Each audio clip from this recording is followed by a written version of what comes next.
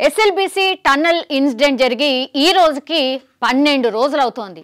అయినా సరే ఇంకా కూడా 8 మంది ఎవరైతే చిక్కుకుపోయి ఉన్నారో వాళ్ళు అట్లాగే అందులోనే ఉండిపోయిన పరిస్థితి. రెస్క్యూ ఆపరేషన్ ఇంకా కొనసాగుతోంది. ఈ రోజు ఇప్పుడు అందుతున్నటువంటి లేటెస్ట్ విజువల్స్ మీరు చూస్తోంది. డాగ్స్ ని కూడా తీసుకొచ్చారు.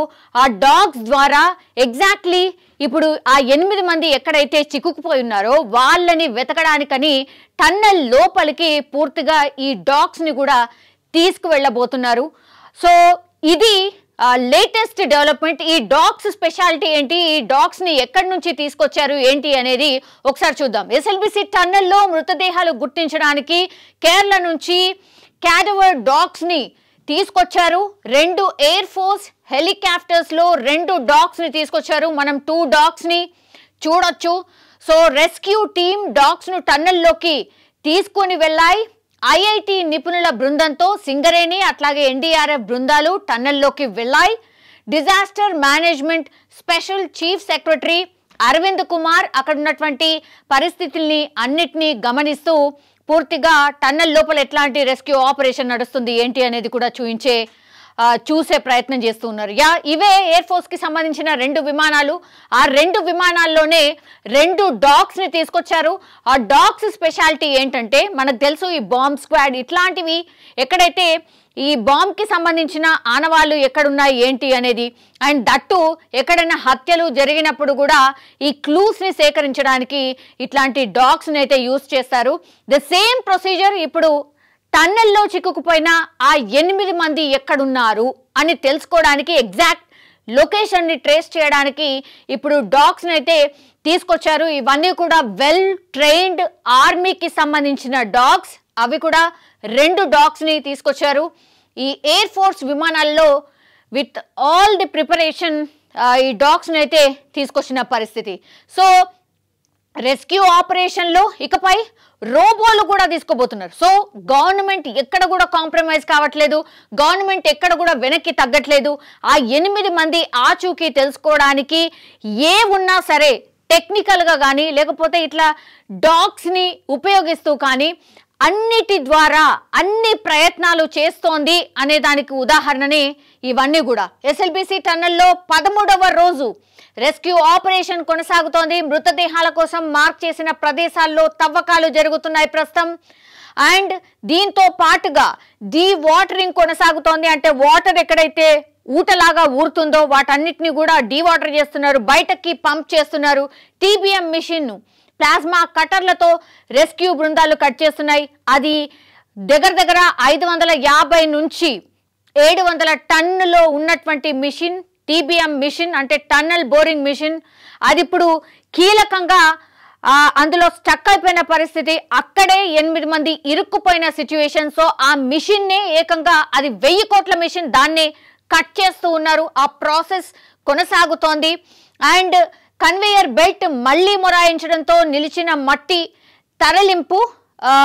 ఈ లోపల మట్టి బురద ఏదైతే పేరుకుపోయిందో వాటన్నిటినీ తరలించడానికని టన్నల్ బెల్ట్ ని తీసుకొచ్చారు. అంటే ట్రాక్ లాగా ఉండి, రైల్వే ట్రాక్ లాగా ఉండి అందులో ఈ బురద మట్టి. ఎస్, ఎగ్జాక్ట్లీ ఇదే ఈ మెషినే అనమాట. ఇది ఒక రోజు మాత్రమే నడిచింది. ఇప్పుడు ఇది మళ్ళా మొరాయించింది, ఇది ఆగిపోయింది అంటున్నారు. ఈ పైనే మొత్తం మట్టి అదంతా కూడా తరలిస్తున్నారు దాంట్లోనే. సో ఆ మెషిన్ మళ్ళా మొరాయించింది. ఇట్లా 13 రోజులుగా అన్ని ప్రయత్నాలు చేస్తున్నప్పటికీ కూడా ఏదో ఒక ఆటంకం వచ్చి పడుతోంది అని చెప్పొచ్చు. రెస్క్యూ ఆపరేషన్ చాలా సీరియస్ గా జరుగుతోంది. 3-4 షిఫ్టుల్లో కనీసం 50 నుంచి 70 మంది ఆ ఎస్ఎల్బిసి టన్నల్లోకి వెళ్ళడం, పూర్తిగా ఈ ప్రక్రియని అందరూ ఆఫీసర్స్ కూడా దగ్గరుండి పర్యవేక్షణ చేస్తున్నారు. ఎందుకంటే ఇట్లాంటి సంఘటనలు ఎప్పుడు కూడా జరగలేదు. ఇది for the first time.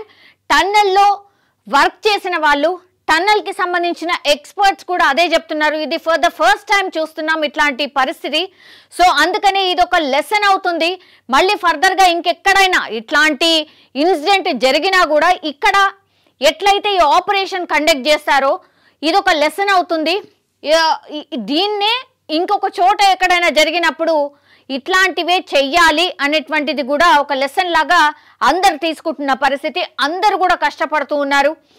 And ఈ ఎస్ఎల్బిసి టన్నెల్ వద్దకు నేషనల్ సెంటర్ ఫర్ సెస్మాలజీ కూడా చేరుకుంది. హైదరాబాద్కి చెందినటువంటి ఎన్వి రోబోటిక్స్తో కలిసి టన్నెల్ లోపల పరిశీలించిన అధికారులు రోబోల వినియోగం సాధ్యమవుతుందా లేదా అనేది కూడా సమీక్ష నిర్వహిస్తున్నారు.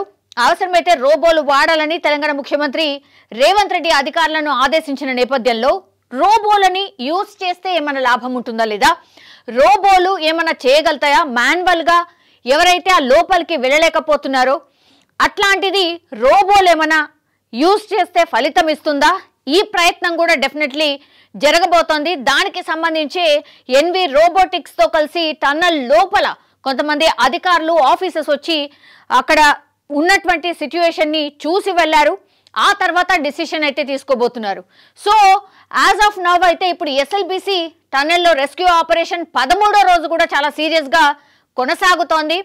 అండ్ ప్రమాదం జరిగి 13 రోజులు అవుతోంది. 8 మంది అక్కడే ఉండిపోయారు. ఆనవాళ్లు కూడా అధికారులు కనిపెట్టలేకపోతున్నారు అనేది కూడా ఒకటి ఉంది. పెద్ద మొత్తంలో మట్టి కూలిపోయింది. బోరింగ్ మెషిన్ భాగాలను కట్ చేయడానికి ఎన్ని రోజులు అంటే పడుతుంది అంటే కూడా ఎగ్జాక్ట్ ఆన్సర్ అయితే లేదు. తాజాగా రెస్క్యూ వేగవంతం చేసేందుకు వీలుగా కన్వేయర్ బెల్ట్ని కూడా ఇప్పుడు పునరుద్ధరించినట్టుగా కూడా చెప్తున్నారు. సో కన్వేయర్ బెల్ట్ ఒకవేళ పునరుద్ధరిస్తే అక్కడ ఉన్నటువంటి బురద మట్టి కావచ్చు, రాళ్ళు కావచ్చు, రప్పలు కావచ్చు, వాటన్నిటినీ బయటకి తీసుకురావచ్చు చాలా ఫాస్ట్గా. ఒక్కసారి అదంతా బయటకి వెళ్ళిపోతే దగ్గర ముందుకు వెళ్ళడానికి అవకాశం ఉంటుంది. సో ఆ ప్రయత్నం కూడా ఇంకోవైపు జరుగుతోంది. రెస్క్యూ ఆపరేషన్లో మట్టి తవ్వకాల్లో వేగం పెరిగినట్టు కూడా అధికారులు చెప్తున్నారు. డిపిఆర్ డాటా ఆధారంగా టన్నెల్లో తవ్వకాలు చేస్తున్నారు. 4 చోట్ల ఇప్పటికే తవ్వకాలను అన్నింటినీ కూడా పూర్తి చేశారు. మిగతా 4 చోట్ల మట్టి తవ్వకాలు ఇంకా కూడా కొనసాగుతున్నాయి. సో ఈ రెస్క్యూలో మట్టిని తవ్వుతున్న చోట నీరు వస్తోంది. యాక్చువల్లీ ప్రాబ్లం ఎక్కడ జరుగుతుందంటే మట్టి తవ్వుతున్నారు, తవ్విన కొద్దిగా ఊటలాగా నీళ్ళు వచ్చేస్తున్నాయి. సో అగైన్ ఆ నీళ్ళని డీవాటరింగ్ చేస్తున్నారు, మళ్ళీ తవ్వుతున్నారు. సో ఇట్లా చాలా అంటే చాలా ప్రాక్టికల్ అవరోధాలు అయితే చాలా కనిపిస్తున్నాయి. సో భారీ మోటార్లతో టన్నెల్ నుంచి నీటిని బయటకు తీస్తున్నారు. టన్నెల్లో పేరుకుపోయిన మట్టి బురదను ఫైర్ జెట్ వాటర్ పంప్స్తో తొలగిస్తున్నారు. సాధ్యమైన చోట మినీ ప్రొక్లైన్స్తో తవ్వకాలను ఏర్పాటు చేస్తున్నారు. కన్వేయర్ బెల్ట్ తిరిగి ప్రారంభమైంది కాబట్టి 72 గంటల్లో రెస్క్యూ ఆపరేషన్ని ఫినిష్ చేస్తామని చెప్తున్నారు. యాక్చువల్లీ టార్గెట్ రోజు పెరుగుతా వస్తోంది. ఈ 8 మంది కుటుంబ సభ్యుల రోదన మాత్రం అంతా ఇంత కాదు. బికాజ్ 8 మంది 13 రోజులు అవుతోంది.